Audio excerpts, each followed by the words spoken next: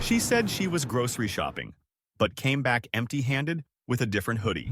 The list on our fridge was the kind of optimism you write in bullet points. Milk, eggs, chicken thighs, green onions because we're pretending to be the kind of couple that sprinkles green onions on things, and the fancy yogurt that's always on sale if you ask the cashier who looks like my cousin. I wrote it this morning with a magnetized pencil that never holds a point, and I made little boxes for checking, because I'm that guy. Check boxes for groceries, check boxes for goals, check boxes for feelings if they'd fit. It was Sunday, our big shop day, our truce with adulthood. Maya offered to go alone because she had a rhythm, and I slowed her down by comparison shopping on my phone in the cereal aisle. I didn't argue. I poured the last of the coffee, watched a lint tumble in the sunlight like a small planet, and told myself it was healthy to trust people you love. An hour became 2. The apartment dialed itself to the stale afternoon frequency. Neighbors vacuuming through thin walls, somebody upstairs practicing the same 4 notes on a keyboard, the refrigerator humming like an old man clearing his throat. I tracked her location twice out of habit and then forced myself to stop, like I'd caught my own hand in the cookie jar. She'd texted at first, "Lines are crazy.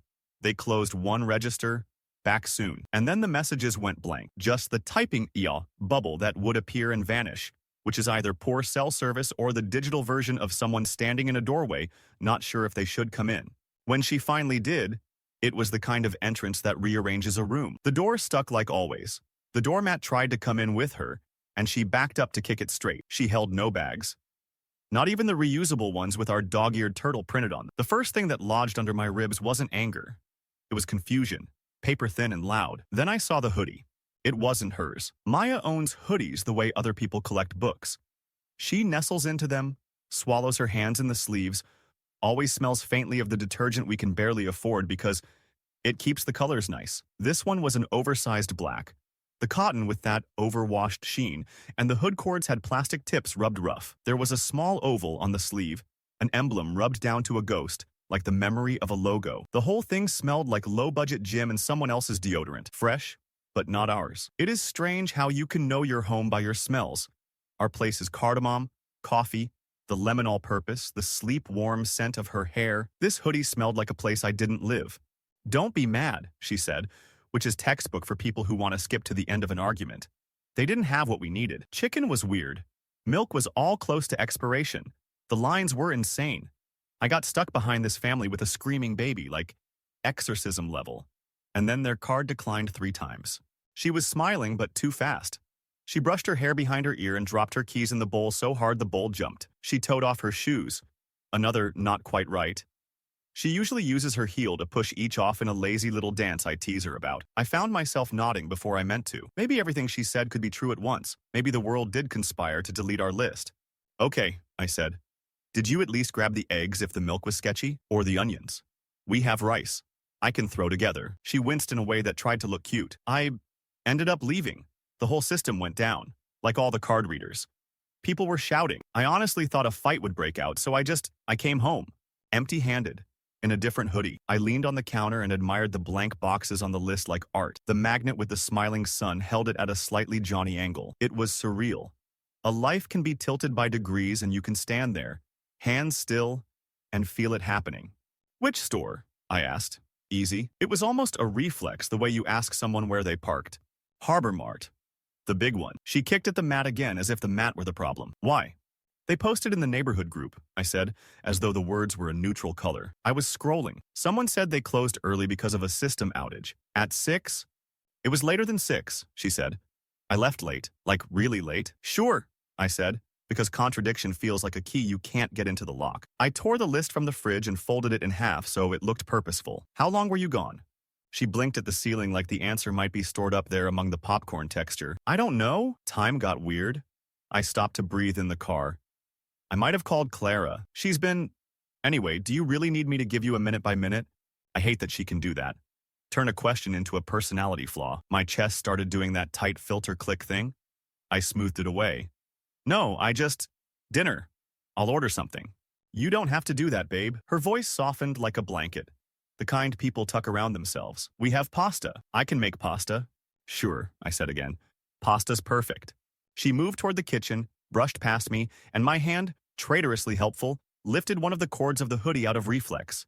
She has a habit of dipping them into sauces, and the plastic tip shed a blue flake that kissed my thumb. A tiny, hard, glossy fleck, the color of old swimming pools. I pinched it on my skin without thinking, and then, because I'm me, I looked at it too long. The cord's plastic was cracked, as if it had been hit, and there were more little blue shards hiding in the fibers, like glitter from a party we hadn't thrown.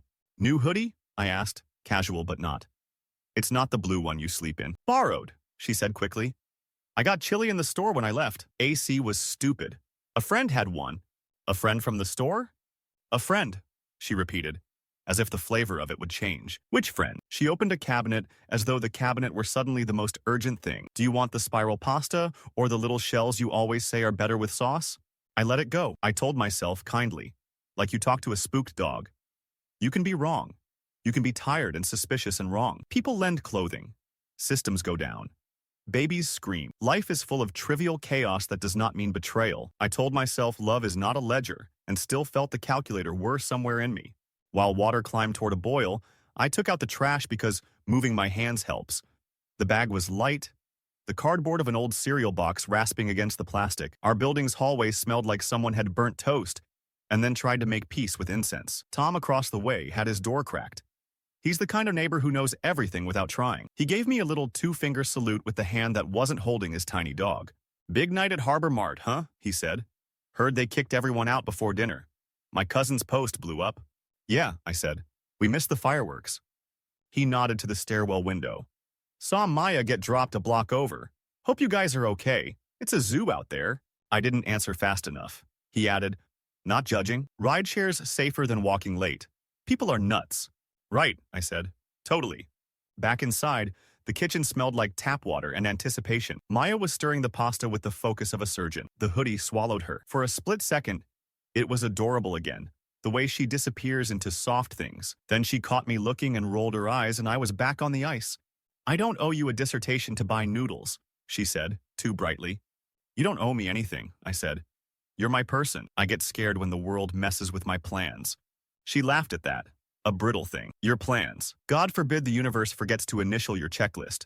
That one landed. I deserved some of it. I set the table with the cheap forks that bend when you show off. She drained the pasta, shook the colander like she was ringing out a bell. We ate with the kind of silence that has shape. She complimented the salt as if I'd mind it. I told her about an email I'd gotten. Proof that life continues to send emails even while your brain is staging moral court. We made it through plates, washed them, stacked them so they wouldn't chip. Marriage cosplay, I thought, and then hated myself for thinking it. When she showered, I told myself I wasn't going to look for anything. I really did. But hunting can look like tidying if you squint. I gathered the mail on the console table, aligned the envelopes, wiped a ring from under a glass. Her keys had skidded farther than usual and knocked into the baseboard. I bent to fish them out from where they'd wedged, and my fingers brushed another shape, slicker than dust, cardboardy with a gloss. I pinched it carefully and pulled. A parking stub, curled from heat, thin as a confession. Not from anywhere near Harbor Mart, a different lot. A different part of town entirely, by the outlet center that closes up before dark. The timestamp blinked at me like a dare, cleanly printed, patient as a truth waiting to be heard. I turned the stub over in my hand like maybe the back would offer some better version of reality. It was a pale orange ticket with the outlet's logo on it, time-stamped 3 hours earlier. Not Harbor Mart, not even close. I tucked it between two envelopes like it might combust if left in open air and sat there on the couch until the sound of the shower died. Maya padded out in pajamas, her hair damp, the hoodie already discarded on the chair like it never mattered. She flopped down beside me and leaned her head against my shoulder like habit more than affection. I wanted to ask then, to hold the stub up like Exhibit A. But I didn't. Instead, I let her weight sink into me, smelling her shampoo, familiar and safe, and wondered how many things in life could smell right and feel wrong. Sorry I was gone so long, she murmured. Her voice had the practiced fatigue of someone who knows an apology softens suspicion. Let's just watch something. We watched half a sitcom, laugh tracks filling the gaps we didn't. When she drifted to sleep against me, I slid the stub into my wallet, next to my driver's license, as if proof and identity belonged together. The next morning I made eggs. She complimented them like a peace offering. We kissed goodbye at the door, quick and automatic. I should have gone to work, should have been the adult who pays bills on time, but instead, I drove to Harbor Mart. The big neon sign was humming. Inside, the assistant manager looked like a man already tired of the day. Crazy outage Sunday, huh? I asked, pretending casual. He sighed. Don't remind me. Closed at 6 sharp? Whole system fried. We lost a fortune. Customers screaming. Not our fault. 6 sharp? Locked the doors at 6:05. I left without buying anything. Just stood in the parking lot and looked at the clock tower across the street. Her text saying still in line had come at 7:12. That night, pasta leftovers sat heavy on the table. So yesterday, I started. She looked up too fast. What about it? You said the store was open late, but I checked. They closed at 6. She froze, then shook her head with a sharp laugh. I must have mixed up the time. I was waiting in the car after. Clara called me. She was upset. That's probably why. Waiting for over an hour? Her fork tapped the plate. Metal on porcelain. Do you hear yourself? You're interrogating me like I'm on trial. You always do this. I just want the truth. I gave you the truth. You twist it. You need control so badly you'll invent lies just to feel smarter than me. Her eyes were wet now, tears shining but not falling. It worked. Guilt rushed in like a tide. I backed off, even as the stub in my wallet burned a hole. Later, in the hallway taking out recycling, Tom leaned against his doorframe with his dog again. Saw your girl get out of a black sedan Sunday, he said. Not her usual car, right? My dash cam picked it up. Lot of break-ins lately, I keep it running. He said it like small talk. I forced a smile. Yeah?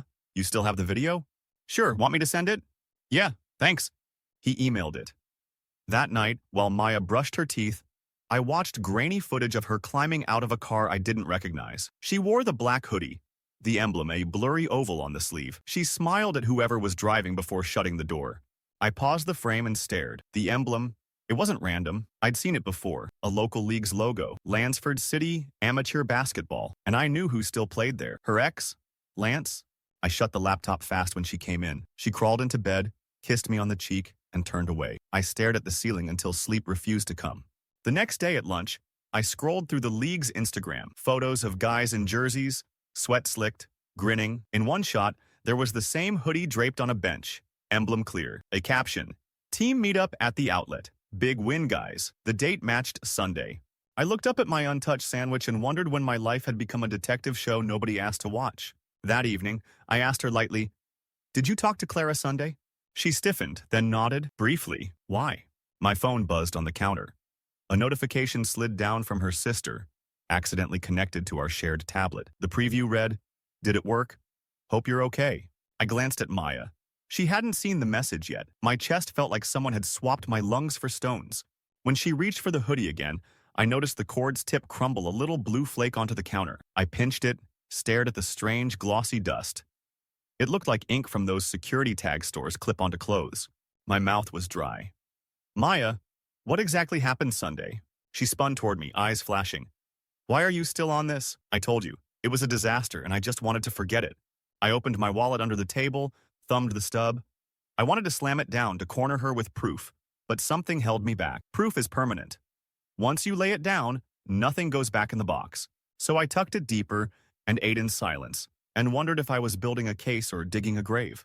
I couldn't stop looking at the blue dust that kept crumbling from the hoodie cord. It felt like evidence from a crime scene nobody had reported. That night I sat up late, the TV on mute, watching her scroll her phone with her legs tucked under her. She laughed at something she wouldn't show me, turned the screen away, and then curled up to sleep as if nothing weighed on her. My eyes kept drifting to the chair where the hoodie lay, its emblem smudged like a bruise.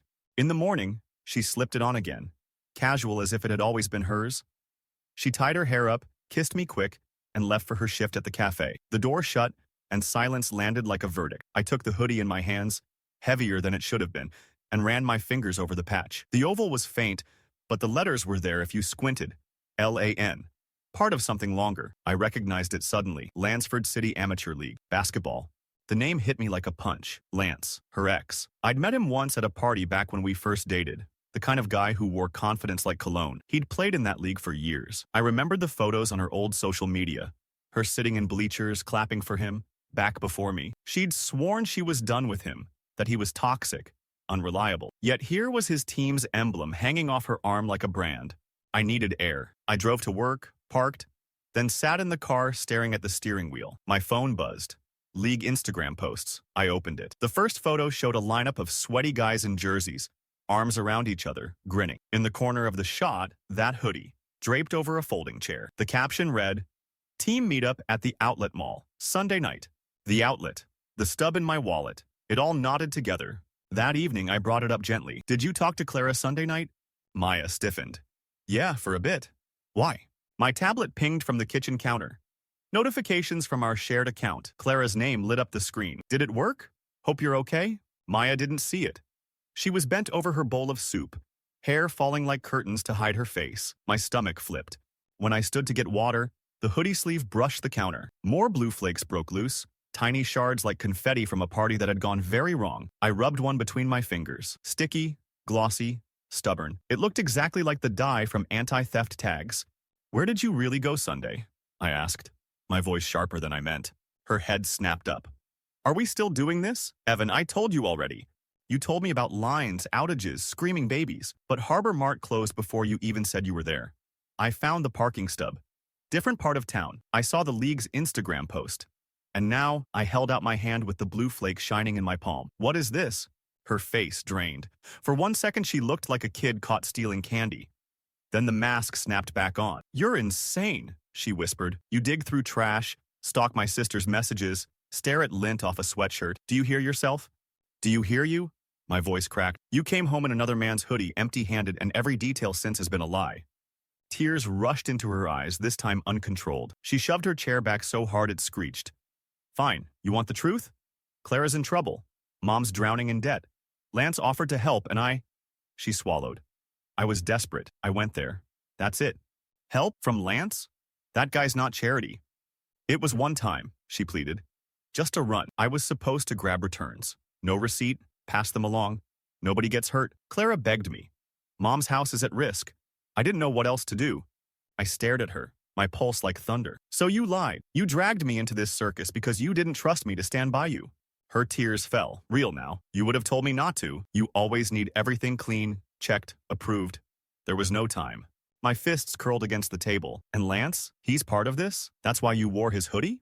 She flinched. It was cold. He offered it. That's all. I wanted to believe.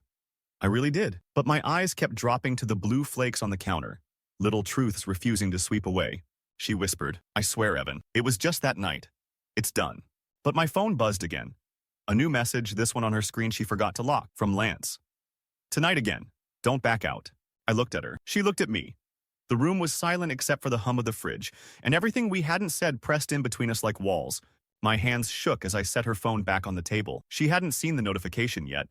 Her eyes were red and raw, her fingers gripping the hoodie's sleeve like it could anchor her. I wanted to scream, to throw the phone across the room, but instead I whispered, Tonight again? Don't back out? That's what he just texted you. Her face crumpled. She lunged for the phone, saw the message, and closed her eyes like she'd been punched. It's not what you think. It's never what I think, I snapped. Then tell me, what exactly is it? She pressed her palms to her face, dragging them down slowly, leaving streaks of mascara. Lance has been organizing things. Returns, no receipts. Items that still have tags. He knows people who flip them for cash. Clara said it was the only way to keep the lights on at Mom's house. She begged me. I said yes just this once, but she lifted the phone with trembling fingers. He doesn't let go. Once you're in, he keeps pulling. I stared at her, the weight of her words crashing down. So you're boosting merchandise for him. That's what Sunday was. She nodded, silent. Tears running unchecked now. Jesus, Maya. I gripped the back of a chair, knuckles white. You could go to jail, and you're dragging your sister into it? Your mom? For what? Because Lance said so? Her eyes flashed. Defensive now. You think I wanted this? You think I woke up and thought, let's commit fraud today? We're drowning, Evan. Rent, debt, everything. And you save receipts and budget every cent, but never see how close we are to falling apart. I was trying to help. That's not help, I said, voice low. That's desperation wrapped in lies. And Lance isn't helping you, he's using you. She slammed her fists on the table. You don't get it? He has people. If I say no, it's not just me he goes after. He knows where Clara lives, where we live. He said he'd make sure I regretted it. I froze. The threat hung heavy in the air. Then we go to the police, I said finally. We take everything. This hoodie, the texts, the receipts. We tell them what he's doing. She shook her head violently. You don't understand. If I go to the cops, Lance will know. He'll know it came from me. He'll destroy my family. Or, I said, leaning in, you stay silent, keep running his errands, and he destroys you anyway. There's no good ending with him, Maya. She buried her face in her hands again, shoulders shaking. I didn't want you to know, because I knew this is exactly what you'd say. That I'm stupid. That I ruined everything. I wanted to reach for her, but anger and fear kept me still. You didn't ruin everything. Not yet. But if you go tonight, if you answer that text, You're choosing him over me. Over us. Her hands dropped. Her face was blotchy. Her mouth twisted in grief. If I don't go, he'll come here. I can't put you in danger. Then let me protect you, I said. We go together. To the cops. Tonight? Silence. She stared at me like I'd spoken in another language. Her phone buzzed again. Another text from Lance. Clock's ticking. Don't be late. She flinched like the words themselves had claws. I reached across the table and took her hand. Maya, no more lies. No more hoodies, no more errands. It ends here. Please. Her eyes searched mine, desperate, terrified. And then, so quietly I almost missed it, she whispered, Okay. For the first time in days, I exhaled. But later that night, while I was brushing my teeth, I heard the faint creak of the front door. I stepped into the hall just in time to see her slipping on her shoes, phone clutched tight, tears on her cheeks. Maya, what are you doing? She froze, caught, eyes wide like a trapped animal. I'm sorry, she whispered. If I don't go, he'll hurt you. And then she was gone. The door slamming behind her, leaving me in the dark with nothing but the echo of her choice. I didn't sleep. Every sound in the hallway felt like her footsteps coming back. Every car that passed outside like headlights slowing to stop. By morning, I was strung tight. A knot with no edges. Her side of the bed was cold. I went to Harbor Mart again, but not for groceries. I asked to speak to the manager, Mrs. Rowlands, Gray Bob, a face carved from years of dealing with customers who thought yelling was currency. I told her there'd been confusion Sunday. Asked about cameras, about times. She gave me a long look, the kind reserved for people whose questions are sharper than they should be. System went down at 6, she said. We closed. Security footage isn't public, but if you think there's something criminal, Detective Ramirez is already on it. Detective? Yeah. We filed a report. Merchandise went missing. Someone popped tags. Blue dye everywhere. Whole shelf ruined. The flake on my counter replayed in my mind like a slideshow. I thanked her, left, and drove straight to the precinct. Detective Ramirez looked younger than I expected. Sharp eyes behind tired glasses. I laid it out in fragments. The hoodie, the stub, the league logo, the texts. I didn't use her name at first, like that might protect her. He scribbled notes, nodded. You're not crazy, he said finally. We've been watching this crew, small-time boosting ring, run by a guy named Lance. He flipped a file. The mugshot was exactly the grin I remembered. We just need someone close to flip him. That night, I put it all on the table. Literally. Hoodie, parking stub, printouts of texts, even the blue flakes in a Ziploc bag. She stared at it all like a crime drama laid out for a jury. Evan, her voice was shredded. Why would you do this? You'll ruin us. You're already ruining us, I said quietly. But we can still stop him before he ruins you. Her chest heaved, her face red with panic. If I talk, he'll know. He'll kill me. He won't. We'll go together. You tell Ramirez everything. You'll get protection, maybe a deal. But this, I tapped the bag of blue dust. This isn't going away. For a moment, I thought she would agree. Her hands shook, her mouth opened and closed. But then she snapped, like a bone under too much pressure. You don't get to decide, she screamed. You don't live my life, my debts, my family's threats. She stormed into the bedroom, slammed the door. The silence afterward was nuclear. Minutes later, her phone pinged on the table. A new message lit the screen. Make sure you handle your boyfriend. Last warning. When she came out again, her face was pale, eyes wild. If you keep pushing this, he'll come after you. Do you understand? He'll hurt you, and then what will I have left? Maya, I said, softer than I meant. The only way we make it out is if we stop pretending. Please. But she just stared at me, trembling, and whispered, I'm sorry. Hours later, blue and red lights strobed through our windows. Someone had called 911, Maya's voice, shrill, echoing in the hallway. He hit me. He shoved me. Hands yanked me from the couch, cuffs cold on my wrists. I saw her standing there, arms folded, bruises already blossoming on her skin like staged theater. And the last thing I heard before the door slammed behind me was her whisper to the officer. Please, just keep him away from me. The cell was small, all concrete and metal. But what gnawed at me wasn't the space. It was the memory of her voice calling me an abuser. The bruises painted on her skin like props. I sat on the bench replaying every second, wondering if love had always been this fragile, or if I'd just been blind. Detective Ramirez showed up the next morning. He didn't look at me like a criminal. He looked at me like a man who'd already seen too many of these stories play out. Video from your building's hallway came in, he said. Time-stamped 30 minutes before your fight. Shows Maya walking in already marked up. The words dropped like stones. Relief, fury, heartbreak, they all tangled at once. So she lied, I said. My throat hurt from how dry it was. She was covering for him. We've got dash cam footage too. Same car you told me about. Same hoodie. She's in way deeper than you thought. By evening, I was out, released with an apology that felt like a band-aid on a bullet wound. I went home to an apartment that smelled like her perfume but felt abandoned. She was gone, of course. The hoodie was gone too. Only the stub remained, tucked in my wallet, flat and damning. 2 days later, Ramirez called. They'd picked up Lance after he tried to fence merchandise tagged with dye. Maya cracked during questioning, spilling everything. His threats, the runs, even the bruises he told her to fake. She wasn't handcuffed. She was bargaining. Her cooperation traded for probation and a program to pay back damages. I didn't go to the hearing. I couldn't, but I read the transcript later. Her voice on paper was small, apologetic. She named names. She ended him. Weeks passed. Bills got paid. I ate alone at the table, checked off the boxes on my lists like rituals against chaos. Sometimes I'd catch myself reaching for her mug, or looking at the couch expecting her shape, and then I'd remember the sound of the cuffs snapping shut on me, and my stomach would twist. People asked if I'd take her back. The truth is, she never even asked. She disappeared into probation meetings and her mother's house. The last message she sent was one line: "I'm sorry I dragged you into my mess. You didn't deserve it." And maybe I didn't. But part of me still stood in that kitchen, holding a blue flake between my fingers, telling myself it was nothing. I used to think the hoodie meant another man, that it was about betrayal in the simplest sense. But what it really meant was weight, the kind of weight someone can't carry without breaking, the kind that warps love into lies. I kept the stub, folded, tucked in my drawer. A reminder that evidence isn't about winning arguments. It's about seeing things for what they are, even when you don't want to. And the last time I saw her, across the street outside the courthouse, she was smaller somehow. She lifted a hand to wave, but I didn't wave back. I just turned, walked away, and let the past fall behind me like a hoodie left on a chair. Something that had once kept me warm but was never really mine to begin with.